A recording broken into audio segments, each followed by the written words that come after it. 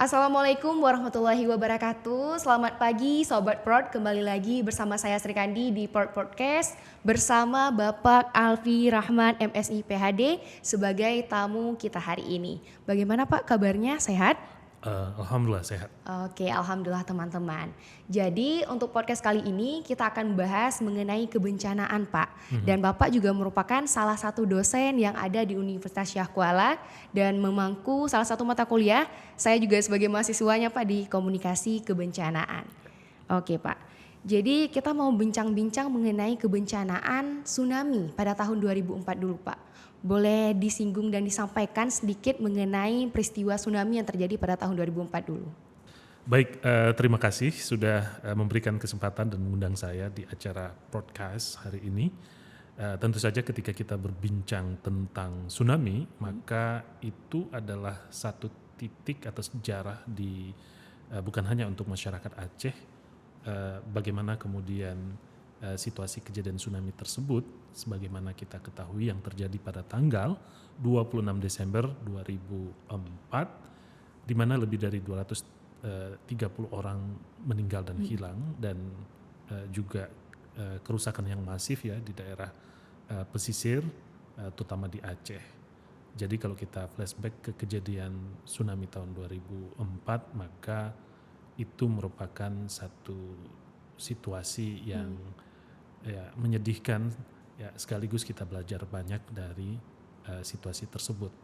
Ya belajar tentang bagaimana kenapa bisa itu bisa terjadi. Kenapa dan bagaimana mekanismenya. Kita belajar banyak dan kira-kira apa yang perlu kita persiapkan jika kejadian tersebut terjadi di kemudian hari.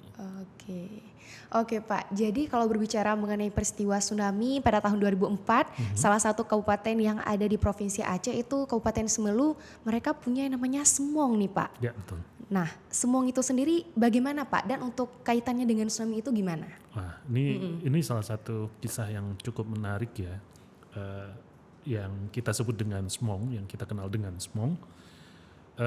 Itu adalah salah satu pengetahuan asli dan lokal milik masyarakat Simelu, di mana kalau kita telusuri tentang Semong ini, maka di daratan Aceh itu seperti yang saya sampaikan lebih dari 230.000 orang meninggal dan hilang, tetapi di Semelu pada tanggal 26 Desember 2004 yang terjadi tsunami tersebut, ada yang mengatakan 3-5 orang saja masyarakat Semelu yang meninggal pada saat itu. Nah kenapa? Karena mereka ternyata punya pengetahuan tentang tsunami, yang istilah tsunami itu kan baru kita kenal juga asal katanya berasal dari bahasa Jepang ya. Tetapi ternyata masyarakat Semelu sudah memiliki terminologi tersendiri untuk menggambarkan fenomena tersebut yang mereka sebut Semong. Nah pengetahuan inilah yang membuat mereka selamat dari kejadian tsunami tahun 2000. Oke, jadi sebenarnya Pak berbicara mengenai Semong ini adalah hal yang sangat menarik karena saya sendiri sebagai mahasiswa Bapak di mata kuliah komunikasi bencana melihat Semong ini merupakan salah satu daya tarik yang juga mengandung kultur Pak ya, kultur dari daerah-daerah tertentu yang bahkan di Provinsi Aceh itu cuma ada di Kabupaten Semelu. Jadi kalau boleh tahu Pak, kenapa sih Pak Semong itu ada kaitannya dengan tsunami dan kenapa hanya ada di Semelu? Ya, jadi kalau kita telusuri tentang lokasi ya, kita ini kan berada di ring of fire, istilahnya kita berada di cincin api di mana aktivitas geologinya itu cukup aktif yang ditandai adanya gempa bumi. Nah kalau sekiranya gempa bumi tersebut terjadi di atau patahannya atau sesarnya itu berada di dasar laut, ada potensi setelah gempa tersebut menghasilkan tsunami. Nah, peristiwa tsunami tahun 2004 itu bukan satu-satunya tsunami yang menerjang atau meluluh lantakkan pantai-pantai yang ada di Aceh, ya, termasuk di Semelu. Jadi kalau kita telusuri bagaimana interaksi masyarakat Semelu dengan tsunami, kita bisa flashback kejadian pada tahun 1907, ya. Pada 1907 itu ada mereka sebut smog juga ya, itu terjadi akibat gempa dengan kekuatan 7,6 skala Richter dan ternyata itu juga memicu tsunami. Nah, masalahnya kejadian tsunami tahun 1907 tersebut mengakibatkan lebih dari 50% penduduk Semelu meninggal dan hilang. Ya, sehingga akhirnya mereka mengatakan atau menyadari perlu untuk menyimpan pengetahuan tentang fenomena tersebut agar masyarakat ke depan itu bisa lebih selamat. Artinya berdasarkan penelitian yang saya lakukan di Semelu terkait dengan smog ini, nah kata smog itu atau pemahaman tentang smog itu sepertinya sudah dikenal oleh masyarakat Semelu jauh sebelum kejadian tsunami pada tahun 2004. Jadi mereka sudah kenal, hanya saja kejadian tsunami yang 1907 itu belum menjadi satu pengetahuan yang menyelamatkan. Sehingga salah satu atau pembelajaran yang mereka dapatkan dari kejadian tsunami 1907 tersebut, mereka harus menyimpan pengetahuan tersebut agar generasi ke depan bisa selamat, dan sebagai buktinya tahun 2004 mereka relatif lebih selamat. Oke Pak, jadi ada hal yang menarik juga nih yang Srikandi tahu bahwa Bapak kemarin di kelas komunikasi bencana juga menjelaskan mengenai ada satu buku yang Bapak jelaskan di situ ada 3 generasi smog untuk cover buku itu sendiri, itu gimana Pak? Oh iya, kebetulan karena ketertarikan saya untuk meneliti tentang peran pengetahuan lokal, ya, pengetahuan asli dan lokal atau kita sebut juga local and indigenous knowledge untuk pengurangan resiko bencana, yang salah satunya lesson learned dari kejadian di Semelu. Nah kebetulan tahun 2016 kemudian tahun 2017 saya melakukan penelitian di sana dan bertemu dengan beberapa narasumber. Nah salah satu narasumbernya itu ternyata beliau memiliki seorang cucu, ya cucunya itu lahir ketika kejadian tsunami tahun 2004 ya, tahun 2004 yang waktu itu katanya tanggal 26 Desember 2004 yang kemudian dia memberi nama cucunya itu sebagai Putra Smog. Nah ketika saya mengunjungi mereka mendalami lebih lanjut, wah ternyata memang nenek tersebut mendapatkan cerita tentang smog itu dari orang tuanya yang mengalami kejadian tsunami tahun 1907. Jadi dia menceritakan tentang detail seperti apa kejadian tsunami 1907, bagaimana kemudian tsunami tersebut menghancurkan desanya, kemudian banyak dari anggota keluarganya yang kemudian meninggal dan hilang ya pada peristiwa tsunami tahun 1907 tersebut.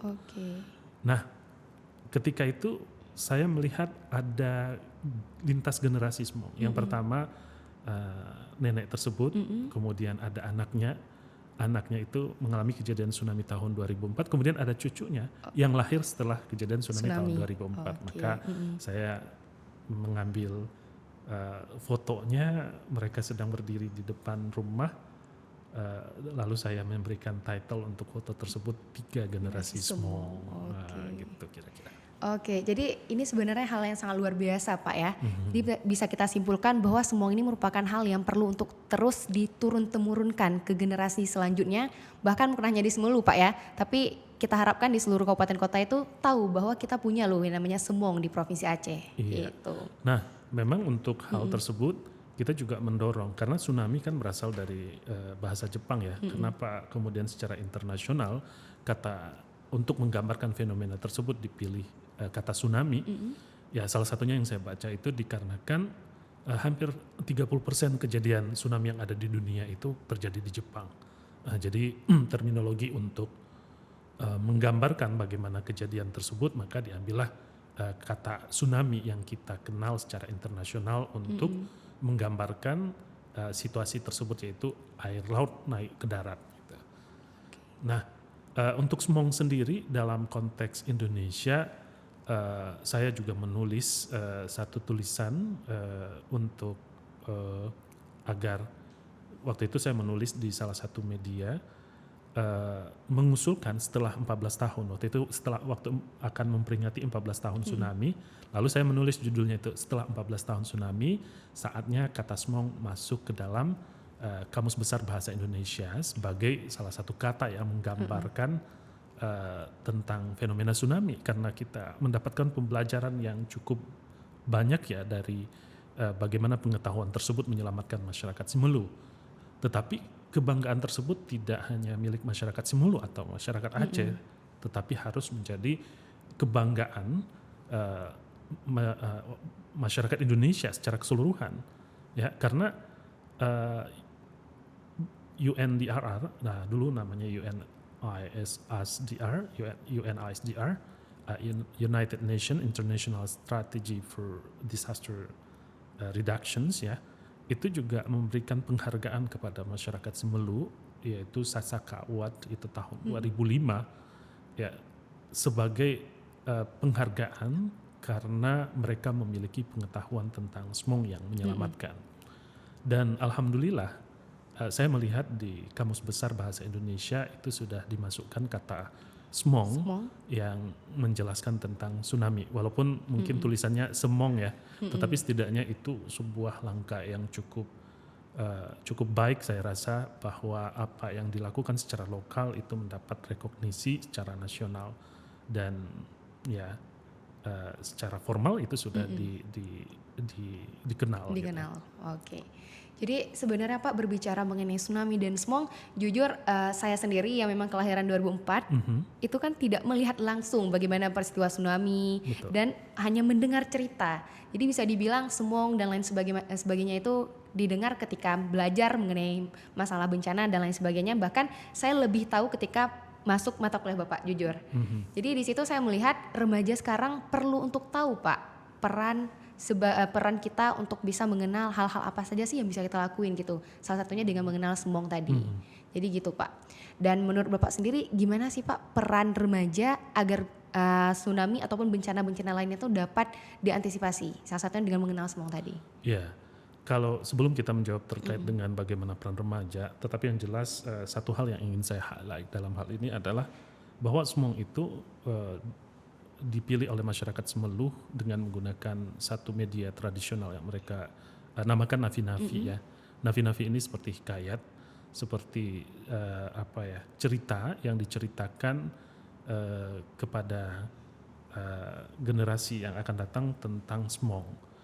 Nah, di dalam nafi-nafi ini bercerita bukan hanya tentang smog, tetapi segala sesuatu yang terjadi di masa lampau yang memiliki pembelajaran dan dianggap perlu untuk disampaikan kepada generasi. Nah, salah satu cerita yang ada di nafi-nafi itu tentang smog yang terjadi pada tahun 1907. Nah, inilah yang kemudian diulang-ulang, misalnya anak-anak dikumpulkan setelah salat maghrib, lalu orang tua yang memiliki pengetahuan atau mendapatkan informasi terkait dengan kejadian tsunami yang terjadi 1907, yaitu gempa bumi, kemudian air laut surut, air laut ke darat, dan apa yang harus kita lakukan ketika melihat fenomena tersebut, yaitu menjauhi pantai atau naik ke tempat yang lebih tinggi. Nah, media tradisionalnya itu adalah nafi-nafi, ya. Mungkin dalam konteks sekarang peran remaja, ya, di mana remaja sekarang kan banyak berinteraksi dengan teknologi, dengan gadget, dengan berbagai hal, ya, yang mungkin bisa jadi membuat remaja tidak terlalu tertarik lagi dengan saluran tradisional misalnya. Nah, perlu inovasi untuk bisa memberikan mereka gambaran bahwa nenek moyang kita punya loh pengetahuan ini yang menyelamatkan. Nah, tentu remaja walaupun tidak mengalami kejadian tsunami tahun 2004 perlu diberikan pengetahuan bahwa dalam sejarah kebencanaan kita, tsunami tahun 2004 bukan satu-satunya tsunami. Jadi ada peluang atau kemungkinan terjadinya perulangan gitu. Yang harus kita lakukan adalah bagaimana kita ready, siap. Gitu. Karena memang kita sudah ditakdirkan untuk tinggal di daerah dengan patahan-patahan yang aktif, yang salah satunya kita rasakan dalam bentuk gempa bumi, kita rasakan dalam bentuk mungkin terjadi tsunami gitu. Jadi ini tergantung kepada kita. Nah, oleh karena itu kita mengencourage, mendorong generasi muda untuk bisa berkreativitas ya, untuk mendapatkan pengetahuan agar mereka juga punya pengetahuan yang memadai tentang tsunami, pengetahuan yang memadai tentang bagaimana harus menyelamatkan diri ya, dan juga bukan kesadaran untuk diri mereka sendiri, tetapi bagaimana juga kita mempersiapkan semua orang agar ready sehingga kita menjadi masyarakat yang tangguh dalam menghadapi kemungkinan bencana di masa depan. Oke Pak, jadi bisa disimpulkan bahwa dalam menghadapi bencana persiapan itu bukan hanya pada saat bencana terjadi, tapi sebelumnya kita memang harus selalu siap dan tangguh menghadapinya. Betul. Oke, jadi saya tertarik juga nih Pak dengan salah satu penelitian Bapak dengan judul Analisis Perkembangan Cerita Smong pada Tsunami Samudra Hindia 1907 dan 2004 dalam memperkuat ketangguhan masyarakat Pulau Semelu. Jadi boleh diceritakan nih Pak mengenai penelitian Bapak terkait hal tersebut. Ya, itu terinspirasi dari salah satu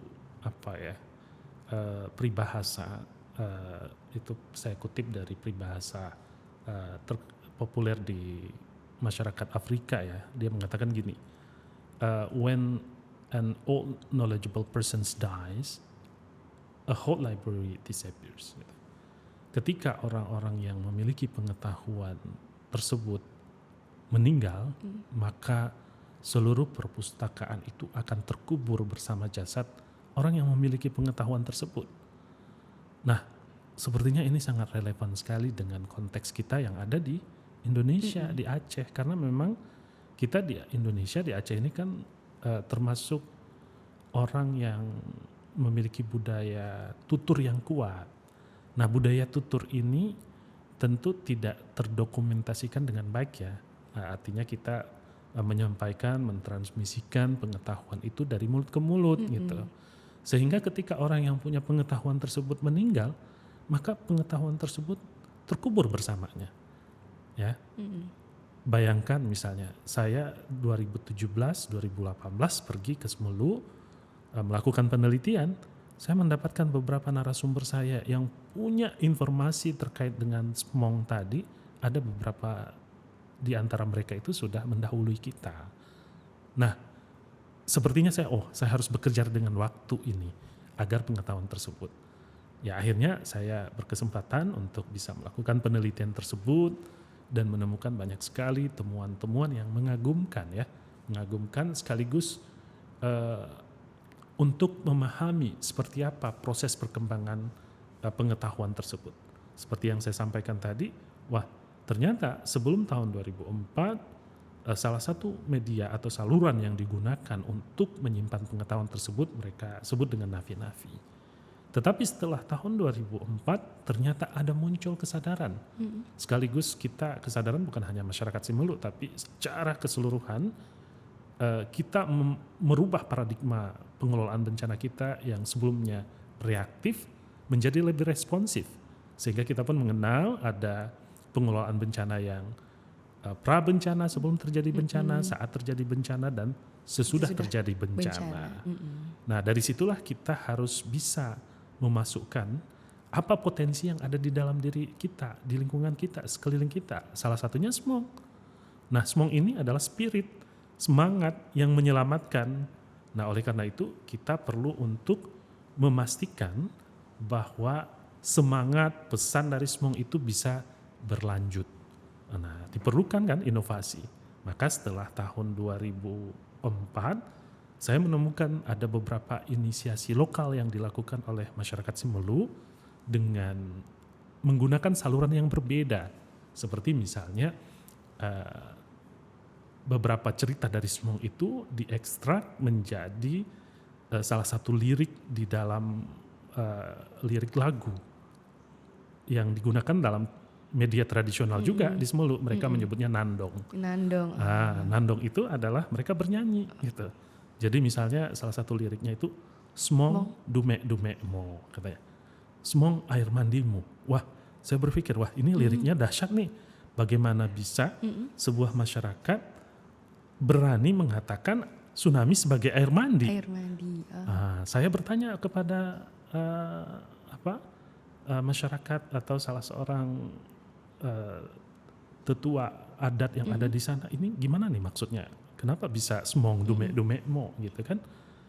Oh, ini artinya kalau sekiranya kita tahu apa harus kita lakukan ketika terjadi smong, kita tidak perlu khawatir. Kita bisa beradaptasi dengan situasi tersebut. Wah, ini mantap. Ini sejalan dengan konsep ketahanan gitu ya.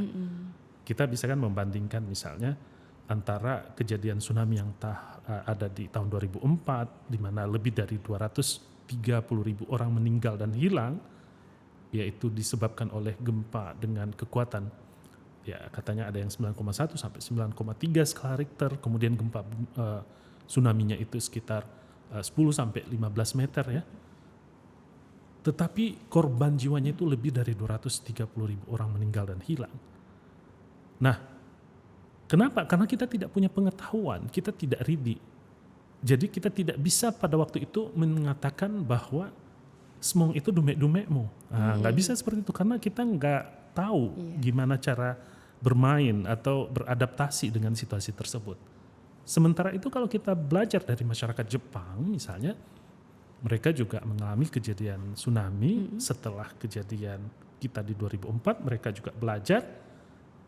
Dan kalau kita lihat Great East Japan Earthquake and Tsunami ya, yang terjadi pada 11 Maret ya 2011 ya, kekuatannya hampir mirip dengan apa yang terjadi di kita ya, dengan gempa kekuatan 9,2 ya, ada yang mengatakan 9,3 juga, kemudian ketinggian tsunami-nya juga 10 sampai 15 meter.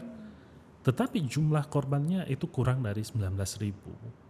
Ya, kurang dari 19.000, sangat jauh dengan kita ya. Tapi mereka juga perlu belajar lebih banyak. Tetapi intinya adalah belajar dari itu, ketika kita ready, kita siap, kita tahu apa yang harus kita lakukan.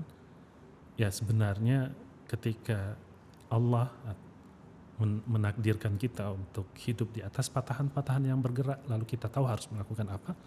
Jadi itu tidak dikatakan sebagai sebuah bencana sebenarnya, karena kita tahu apa yang harus kita lakukan. Kita tahu bahwa daerah kita rentan rawan gempa, bencana alam. Kita harus bangun rumah kita itu harus tahan gempa, harus ada aturan. Nah, itu cara kita berdamai ya, itu cara kita berdamai. Oke Pak, berarti itu merupakan satu hal yang menarik ya yang ada di Aceh khususnya. Jadi Srikandi juga mau nanya nih Pak, ada nggak Pak kira-kira usulan atau konsep mengenai sebuah penangguhan bencana layaknya Semong dan itu di luar Aceh? Itu gimana Pak? Ya, sebenarnya ini satu pembelajaran ya, secara general seperti yang saya sampaikan tadi, pentingnya pengetahuan untuk pengurangan risiko bencana, artinya membuat kita menjadi lebih ready. Kalau kita berbicara tentang pengetahuan asli dan lokal untuk pengurangan risiko bencana seperti Smong, maka salah satu yang harus kita sadari bahwa bisa jadi hal itu sangat konteks spesifik, artinya itu bisa hanya ada beberapa hal hanya berlaku di masyarakat Semelu, tetapi bukan berarti tidak bisa dipraktekkan di tempat yang lain. Ya mungkin kita bisa belajar apa sih semangat atau apa pembelajaran yang bisa kita tarik dari Smong misalnya, karena dia sangat konteks spesifik ya, karena itu kita berbicara tentang budaya. Tetapi dalam konteks Indonesia ada banyak praktek-praktek masyarakat lokal, karena memang kita selalu berinteraksi ya dengan bencana. Jadi sebenarnya ada banyak praktek-praktek yang lain, seperti misalnya membangun rumah panggung misalnya. Nah, di mana rumah panggung itu relatif lebih aman kan jika kita berbicara tentang ancaman gempa bumi misalnya. Atau ada praktek-praktek yang lain yang perlu digali lagi, seperti misalnya di Palu misalnya ya, ternyata di Palu itu juga mereka punya terminologi lokal untuk menggambarkan fenomena bencana tersebut. Seperti misalnya masyarakat Palu menyebut likuifaksi sebagai tanah runtuh misalnya gitu. Artinya mereka sudah lama berinteraksi dengan bencana tersebut dan pasti ada yang lain ya yang perlu digali lagi. Jadi saya rasa ya banyak pembelajarannya dan tentu saja kita harus pahami bahwa jika kita ingin menggali pembelajaran dari Smong, kita juga harus menyadari bahwa ini konteksnya sangat spesifik di budaya masyarakat Semelu dan kita perlu sesuaikan dengan budaya yang ada di tempat lain juga. Gitu. Jadi kita bisa simpulkan juga Pak bahwa pastinya di Indonesia mereka punya budaya masing-masing yang juga berkaitan dengan kebencanaan, dan contoh kecilnya itu kalau di Provinsi Aceh itu ada Semong di Semelu. Oke. Jadi Pak, mungkin kita sudah sampai di penghujung, kita bakalan tanya satu pertanyaan lagi nih Pak. Kita mau tanya nih, ada nggak atau bagaimana upaya kita semua sebagai peneliti, tenaga pengajar ataupun mahasiswa agar kisah Semong ini akan terus diingat dari generasi ke generasi selanjutnya?